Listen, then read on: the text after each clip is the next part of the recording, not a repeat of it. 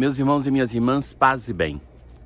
Nós começamos a leitura da carta de São Paulo aos Efésios com um belíssimo hino de louvor que eu lhes dizia que a igreja reza esse hino na liturgia das vésperas, aonde o apóstolo louva a Deus pelo mistério que foi revelado em Cristo.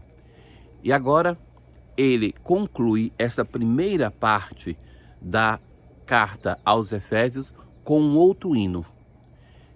Esse hino, ele começa com uma expressão, por tudo isto. Isto que, pelo fato de que Deus se revelou, que Deus revelou o seu mistério. E então, hoje ele assim vai rezar. Eu dobro os joelhos diante do Pai, de quem toda e qualquer família recebe nome. É do Senhor que nós recebemos a nossa essência, a nossa existência. Tudo dele provém. O apóstolo vai fazer uma oração que é trinitária e vai agora falar do Espírito Santo que nos dá força, robustecidos pelo Espírito, e mais na frente, Cristo em vossos corações, que estejais enraizados e fundados no amor.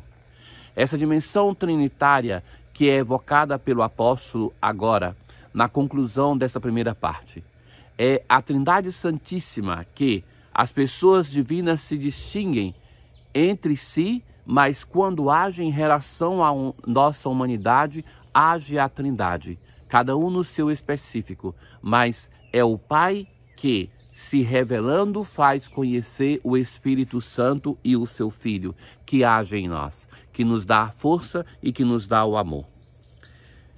E tudo isso para conhecer o amor de Cristo que ultrapassa todo o conhecimento.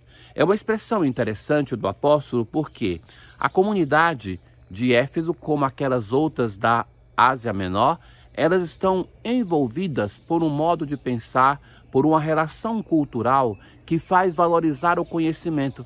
Lembre-se que os gregos são os pais da filosofia.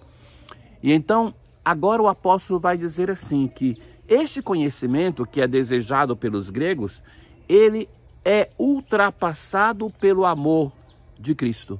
Ou seja, mais do que o conhecimento vale o amor revelado pelo nosso Deus. E veja que isso nos coloca diante de uma situação que faz refletir. Por quê? A formação que nós hoje priorizamos, pense, por exemplo, as crianças hoje quando vão à escola, elas não têm mais tempo para nada. Nas grandes cidades, as nossas crianças já não têm mais tempo para a família, para a catequese, para a vida de igreja, para estar com os avós, porque a criança é confiada à escola em tempo integral e está ali como uma máquina que deve aprender. Mas o aprendizado, enquanto formação intelectual, nem sempre e quase nunca é uma formação plena da pessoa. Pode fazer uma pessoa terrível, uma pessoa inteligente e sem sentimentos.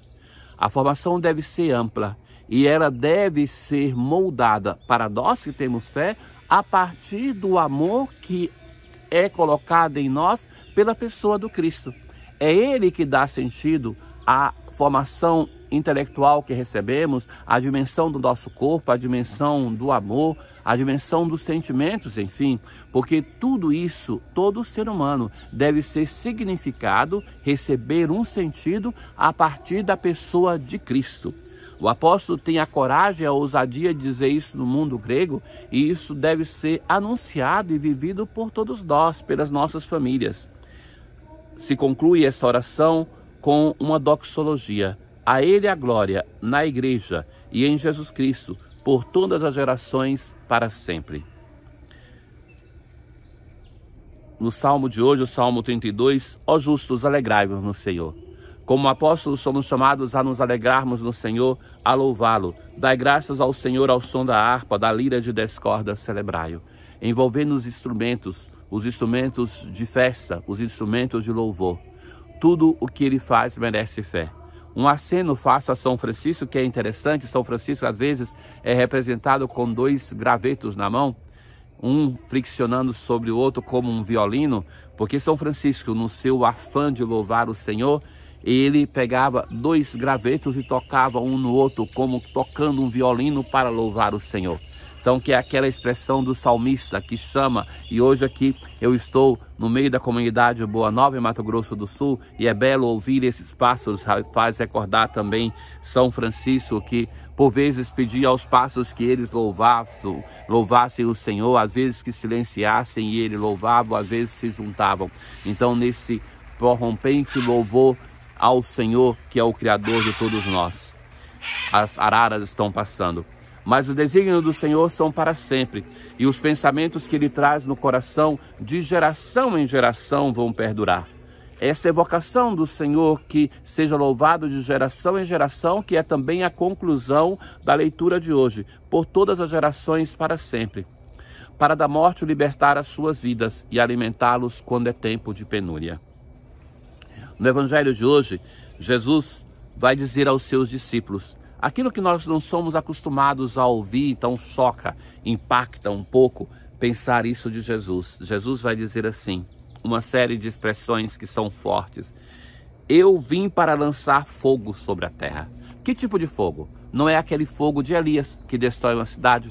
Não é o fogo que João quer mandar contra os samaritanos que não acolheram Jesus quando ele está indo para Jerusalém, que identificam Jesus que está indo para Jerusalém e não querem acolher. O fogo que Jesus quer enviar à sua igreja, o fogo que o Senhor diz assim que quer enviar e como gostaria que já tivesse aceso, é o seu Espírito Santo. O Espírito Santo que aquece o coração, o fogo que purifica, que vai tirando da nossa vida aquilo que não é coerente com o Evangelho, com nosso Senhor Jesus Cristo, que vai purificando. É este fogo que aquece, que ilumina, que purifica, que Ele quer nos deixar. Mas Jesus vai falar também sobre outra coisa. Devo receber um batismo. E como estou ansioso até que isso se cumpra? O que é esse batismo? É a sua paixão e morte. Jesus, ele vai dizer assim, estou ansioso que isso se cumpra. É preciso que se cumpra esse batismo para que Jesus seja conhecido na sua verdadeira identidade de Messias. Sem o mistério da paixão, morte e ressurreição, nós não temos uma verdadeira imagem de quem é o nosso Deus. Vós pensais que eu vim trazer a paz sobre a terra? Essa é a imagem de Deus que nos agrada, aquele que traz a paz. Mas ele vai dizer assim, pois, pelo contrário, eu vos digo, vim trazer divisão. Qual é essa divisão que Jesus vem trazer? Nos agrada a imagem de um Deus um pouco água com açúcar, que venha trazer a paz, que seja um Deus que anuncie que tudo vai bem, que resolva os nossos problemas. Mas, na verdade, o seguir nosso Senhor Jesus Cristo é aceitar que seremos como Ele, perseguidos por causa da nossa fé. Não podemos e não devemos nos iludir sobre isso. Ou seja, o anúncio de nosso Senhor Jesus Cristo, a fé em nosso Senhor Jesus Cristo, vai fazer com que o mundo nos odeie por causa dele. Se ele foi odiado pelo mundo, não queiramos nós ter uma sorte diversa daquela que teve o nosso Senhor. E a comunidade de Lucas está vivendo este problema, que é o problema da divisão dentro da própria família. Por isso Jesus vai dizer, o pai contra o filho contra o pai, a mãe contra a filha contra a mãe, a sogra contra a nora e a nora contra a sogra. Porque as famílias se dividiam por causa da fé em nosso Senhor Jesus Cristo, e nós encontramos isso em muitos momentos do Evangelho. Famílias que são divididas, filhos que são abandonados por causa da fé em nosso Senhor Jesus Cristo. Meus irmãos, perseveremos, não queiramos aqui ser agradáveis ao mundo. Nós estamos no mundo, porém não somos do mundo. Assim vai dizer o Senhor Jesus. E isso deve dar-nos a ousadia de viver o Evangelho, na certeza que, em sendo de Cristo, o mundo nos odiará. Não devemos pretender ser amado pelo mundo que não amou o seu Senhor, nosso Senhor Jesus Cristo. Na antífona de hoje da comunhão, nós assim rezamos: o Filho do Homem veio dar a sua vida para a salvação dos homens. É porque ele veio dar a vida que nós devemos ser encorajados a darmos a vida uns pelos outros, porque assim nós manifestamos que somos de Cristo, capazes de amar-nos como ele nos amou. Tenham todos um bom dia. O Senhor esteja convosco, Ele está no meio de nós. Abençoe-vos o Deus Todo-Poderoso, o Pai, o Filho e o Espírito Santo. Paz.